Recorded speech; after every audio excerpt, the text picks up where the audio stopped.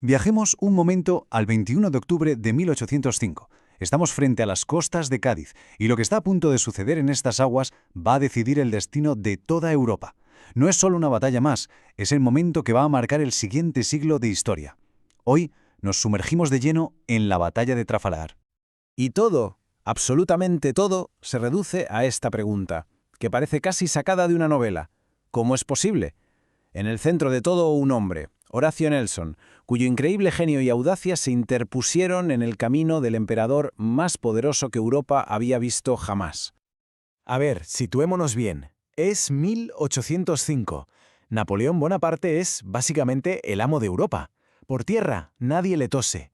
Pero tenía una espinita clavada, un gran obstáculo para su dominio total, la Royal Navy británica. Su gran plan, su obsesión, era quitarse esa amenaza de en medio de una vez por todas. Y el plan era tan audaz como, en el fondo, simple. Todito dependía de una cosa: controlar el Canal de la Mancha aunque solo fuera por unos días.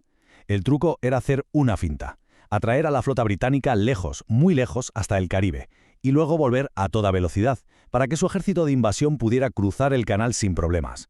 Una jugada maestra, sobre el papel. Y es aquí, justo aquí, donde entra en escena el hombre que iba a convertirse en la peor pesadilla de Napoleón, el vicealmirante Horatio Nelson. Pero ojo, que nadie se imagine al típico comandante estirado y de manual. No, Nelson era otra cosa. Es que el historial de Nelson estaba escrito en su propio cuerpo, estaba literalmente forjado a fuego. Cada herida no era una derrota, sino una lección, una marca de victoria.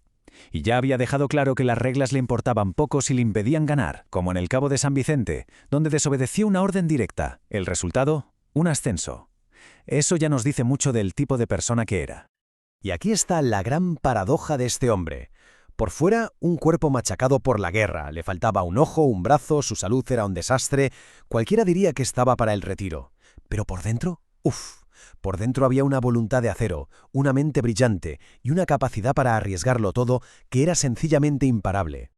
Y esto nos lleva al corazón del asunto, a la genialidad pura de Nelson. Porque su idea no era luchar un poco mejor que el enemigo, no. Su idea era luchar de una forma completamente distinta, una que nadie esperaba. A este plan, que compartió con sus capitanes meses antes de la batalla, se le acabó conociendo como el toque Nelson. A ver, para que entendamos la locura que propuso Nelson, hay que saber cómo se peleaba en el mar por aquel entonces. La norma era muy simple: 2 hileras de barcos, una frente a la otra, navegando en paralelo y disparándose sin parar. Muy ordenado, muy predecible, y para Nelson, terriblemente ineficiente. Pues bien, Nelson cogió ese libro de reglas y básicamente lo tiró por la borda. En lugar de una línea, él atacaría con 2 columnas. Y en vez de navegar al lado del enemigo, se lanzaría de cabeza, en perpendicular, para romper su línea en 2 puntos. El objetivo: crear el caos más absoluto, convertir una batalla ordenada en una pelea callejera de barcos, donde sabía que sus tripulaciones, que disparaban casi el doble de rápido, los destrozarían en el cuerpo a cuerpo. Pero claro, esta genialidad tenía un riesgo aterrador. Pensemos en esto. Sus barcos de cabeza tendrían que navegar durante unos 45 minutos directos hacia el enemigo, recibiendo cañonazos de toda la flota rival, y sin poder disparar ellos porque sus cañones apuntaban a los lados. Era una auténtica misión suicida. Nelson se lo estaba jugando todo a una carta: que el golpe, una vez rompieran la línea, fuera tan devastador que compensara las bajas de la aproximación. Y así llegamos al momento de la verdad. La mañana del 21 de octubre, frente al Cabo de Trafalgar, la flota combinada de Francia y España ve en el horizonte algo que no comprende. No es una línea de barcos la que se acerca, son 2 columnas, como 2 puntas de lanza, avanzando lentas pero implacables. Justo antes de que empiece el combate, con la tensión al máximo, Nelson hace algo para la historia. Ordena izar una señal con banderas, mensaje que vería toda su flota. Inglaterra espera que todo hombre cumpla con su deber. Imaginemos el subidón de moral. Ese mensaje unió a miles de hombres en un solo propósito, y se convirtió en una de las frases más icónicas de la historia. A mediodía, la columna del vicealmirante Collingwood, el segundo de a bordo, es la primera en llegar. Su barco, el Royal Sovereign, se mete por la popa del navío español Santa Ana y le suelta una andanada quemarropa que sencillamente lo aniquila en cuestión de minutos. El plan de Nelson estaba funcionando.